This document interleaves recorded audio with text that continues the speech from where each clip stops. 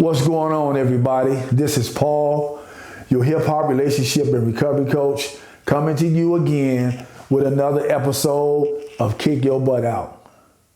Before I get off into the content that I want to talk about today, I want to say what I always say, and I strongly encourage everybody that's within the sound of my voice to hear this, internalize this so that you can incorporate this into your life. And that is, if you're looking for a butt, it's going to always, I repeat, always be easy to find one. It's just that simple, people. Today's content that I want to talk about is really alarming to me.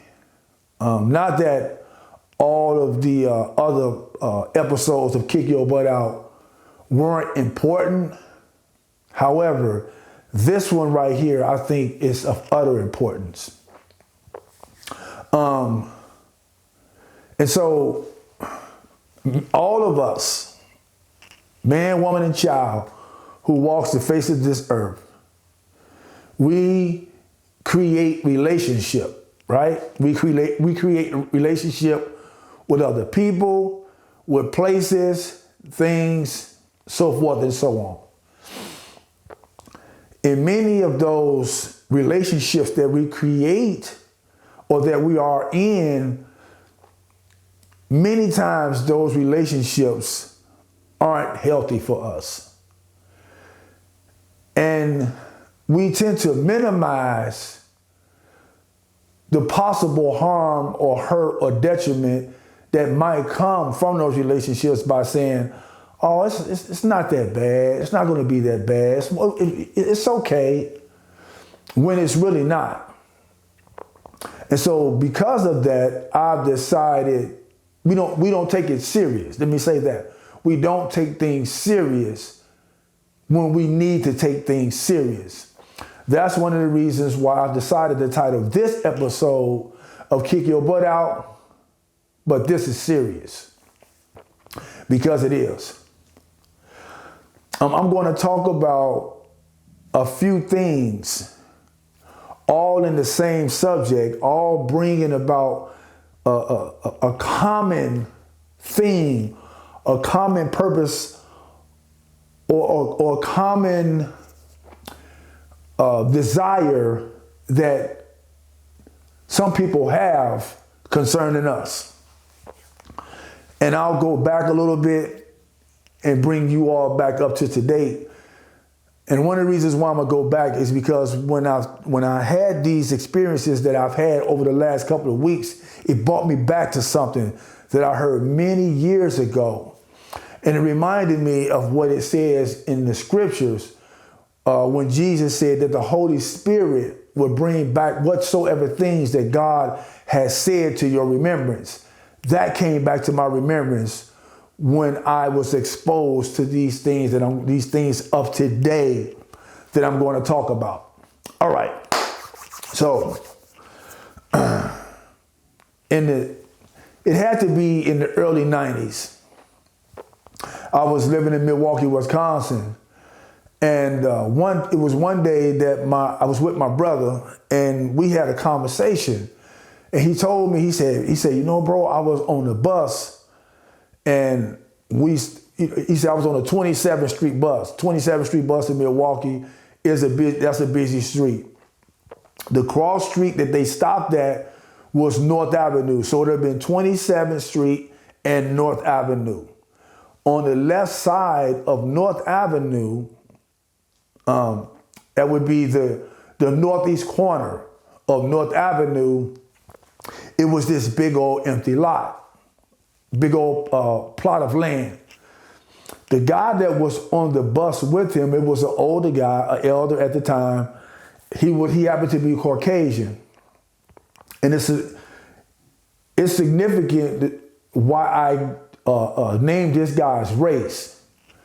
Not from a standpoint of this guy was prejudiced or a racist or anything, because he didn't mention this thing to my brother from a racial standpoint or a prejudice standpoint. He was just giving my brother some information as to what our society was saying or was planning concerning anyone who would fall into this trap. But specifically, this plan was for minorities. Again, it was for anyone who would fall into this trap, but specifically plans for minorities. So the guy said this to my brother. He said, you know, this land right here, they're planning to build a prison on this land to house your grandchildren. The problem with that was that my brother, every last one of his children were too young. They were little babies. The oldest one may have been 7 or 8 years old. So he didn't even have grandchildren. What I'm trying to say, at that time, he didn't even have grandchildren, and his kids weren't even old enough to make children. But what society was saying about the reason why they were putting that prison there is because they had already planned that the strategies that would be put in place would position even his grandchildren when they got old enough to go into that prison. So sad. I can't make this up.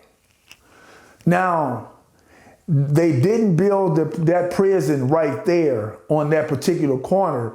They built it about 4 or 5 blocks down the street. And you don't need to guess who is the overwhelming population of that prison. Now let me say this. Let me stop. In no way, shape, form, or fashion am I saying that society put anybody in prison against their will, because you have to position yourself in order to be in that prison. So I'm not blaming any of this on society. I'm merely just saying what the plan is and what we know that this is going to happen, so we're going to already have a place for them. That's what I'm saying. So now let me kind of fast forward this up until today. So I've had the honor and the privilege of being able to do some motivationals and some encouragements and a little bit of coaching to a few high schools out here in the area where I live at. Excuse me. And again, it was a blessing and a privilege to be able to see that or to pour into these youth. It was a blessing and a privilege to be able to do that. And so one of the engagements that I was a part of, they played music. And they played the music of today. I'm going somewhere with this, so stay with me, y'all. They played the music of today. And they played the instrumentals so that, because the lyrics to the songs,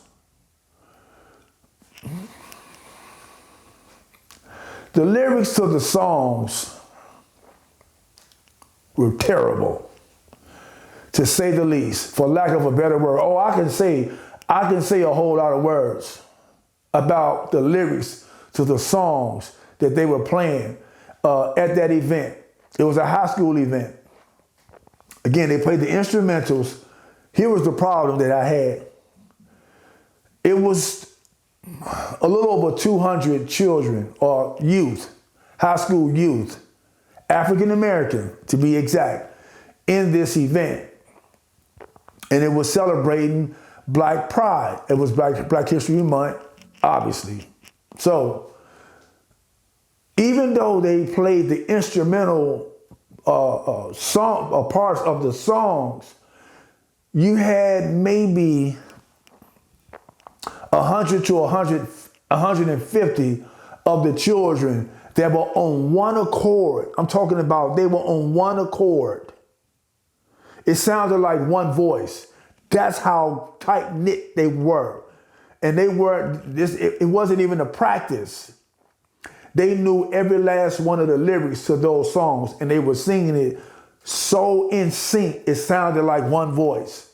And they sung every last one of the detrimental, disgusting words and lyrics that were attached to those songs, to a point where myself and another one of the adults in the room was like, are they saying what we think that they're saying? And it was like, yep. No, this is unacceptable. This is totally unacceptable. You know, and someone, thank God, went and told that DJ, no, you're going to have to play some other type of music. Because even though you're playing the instrumental, they're singing all of these degrading addiction and alcoholism filled, death promoting lyrics. And all of these kids were singing them. Again, totally unacceptable. Like I said, please stay with me because I'm going somewhere with this. Moving forward, I happened to be going through my Facebook page earlier this week. Now, so let me, before I get there, when I heard that, when I realized what those children were doing, two things came to my mind. These kids, they can learn because they knew every last one of these lyrics, and we do know how to be on one accord. We just got to teach our children how to be on one accord from a positive and productive perspective. So those are two things that I learned when I was paying attention to those kids. They're not dumb, and they do know how to be on one accord. So that's what we need to grab that and teach these children how to do that from a positive and productive perspective. So now I'm gonna go to the third instance. So I'm going through my Facebook feed earlier this week because I'm a part of a group through Everett Thomas. I'm a part of a group of people who we are kind of like accountability partners. And it's called UOU 365, which means that no one owes us, we owe it to ourselves, to build ourselves and to build the communities around us that's going to help us reach the maximum potential or the highest levels of life that we could possibly reach. So I'm going through my feed and a video popped up with, guess who? Ice Cube. It was Ice Cube, and if I'm saying his name correct, he has a show on HBO that he just goes in on politics, politicians. His name is Bill Maher, if I'm not mistaken. If that's not his name, please somebody correct me. But I think his name is Bill Maher.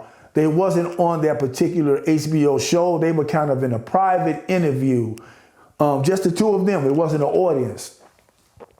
And Ice Cube said something very interesting that made me think about those kids. He said, the people who own the record labels, some of them well-known record labels. I'm not going to name any names because I don't want to get sued. However, if it comes to a place where I can start naming some names of these record executives, I'm going to willfully name them. Trust me, I'm not scared of them. I just don't want to be sued at this point, especially when I'm starting to get a message across. I want to make sure that this message is heard so that we can work together and change this. Okay, so here's what Ice Cube said. He said the record executives, the people who own these record labels and these record companies, are also private prison owners. Some of you might already know this. For the ones who are listening to this podcast who don't, here's some information for you. Some of these people who own these rap record labels or these record labels own the private prisons. And they have committees that sits around at a table and they dictate what the rappers who are on their labels are going to say. Well, this is popular, say that. This is popular, say that. This, that, or the other. This is what we need you all to say. This is what you don't say. And the thing about it is, the things that they are telling them to say is promoting violence, murder, addiction, degrading women, degrading our daughters and, our children. It's none of it is pouring or speaking life into our children, into our youth. And the result of it is, what they're saying is, we're going to promote the violence through the music, and the children will end up indulging in that violence at some point, and then they'll end up in our prisons. So we're making money off these children twice. They're buying our records, and they're going into our prisons. That's troubling for me. That's why I said, but this is serious. Because this is what's happening today. And Bill Maher said, yeah, but they don't have to buy into that. And you're 100% correct. But many of them are. Think about our society right now with children dying before their time. And let me say this. Let me please say this. People,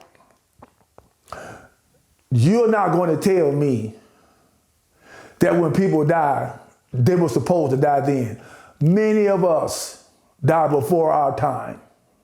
So that's what's happening to our youth. Our youth are either dying or killing someone or hurting someone or harming someone or doing some type of crazy crime that's positioning them to be in prison, in these private prisons where these people know that they're going to continue to make lots of money off of our youth. The sad part about all of that is they have this song when I was younger, and then I'm gonna go into the fourth thing that I experienced. They have this song that we used to sing back when we were graduating out of 8th grade or even high school. The Greatest Love of All. I forgot who the writer was or the singer was of that particular song, but one of the things that he says in the song, I believe the children are our future. Teach them well and let them lead the way. Show them all the beauty they possess inside. Our America, our country, our world is not teaching our kids that. We are teaching our children how to kill, steal, rob, destroy, and just diminish everything that they could become. The bad part about it is that we are letting this happen right in front of our eyes as a whole. You're letting your children listen to this garbage. And I'm explaining to you right now on this podcast that your children, the music that they're giving your children to listen to is designed to put them in prison or kill them at an early age. If they don't kill them, they're going to end up in prison. And like I said, I want you all to get this in here.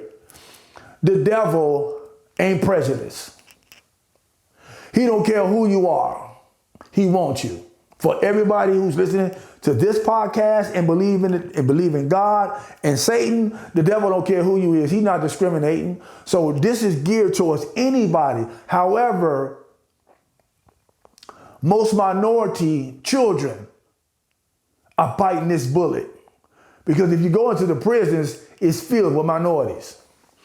Now, I'm going to go into the fourth thing that touched my heart and made me say, but this is serious. So today is March the 8th, 2024. I spoke March 7th, yesterday, at a high school. I got to the Q&A part of the session, and this one kid spoke to me about this little system that they've created. I didn't even know it existed till yesterday. However, I've talked to a couple of people and they're like, oh yeah, let's go. That goes on. What? You knew this? Anyway, and here's what the kid said. The kid said, and I'm paraphrasing. The kid said, you know, sir, they have this, very respectful, and I appreciated that. You know, sir, they have this high school to prison pipeline, and it's geared towards minorities. And the kid asked me the question. He said, what do we do when all of the chips are stacked against us? This is designed that we go from high school to prison. Here's what's crazy, and I'll finish, I'll go a little bit deeper. Here's what's crazy about that. It used to be a time where they didn't care if you went to high school or not. It used to be a time where in this country, you go to high school, you graduate, and then you go to college and get a career. Not you go to high school and you graduate and then you end up in prison. That's super troubling to me, that we have a country or a world in which we live in that the powers that be has a mindset like that. We are destroying the children before they even have a chance and an opportunity. Us who are allowing these children to listen to this garbage, us who are making this garbage, us who are promoting this garbage, and us who hear this and not saying a word. We party to the crime as well. And so back to what the kid, to speak to what this young kid had said, it bothered me when I heard that. Like, wait a minute, what did you just say to me? They got a pipeline that you go from, it's called from high school to prison pipeline? And this kid was asking a legitimate question. What do we do when the chips are stacked up against us in that way? Here was my response to the kid. And I'm hoping that someone who's listening to this podcast would help me with this response and have these conversations with your kids. They don't have to be kids of your own household. And what am I saying when I say that? I'm saying this. A lot of us who may hear this, who this isn't going on in your household, it doesn't matter. It doesn't matter that it's not going on in your household. These children are our future.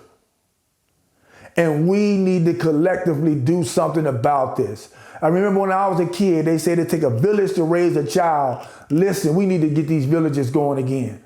Because if we don't, our children are dying from fentanyl or in these streets in alarming numbers. And the plan, that's crazy. The plan is to make sure that we continue this trend.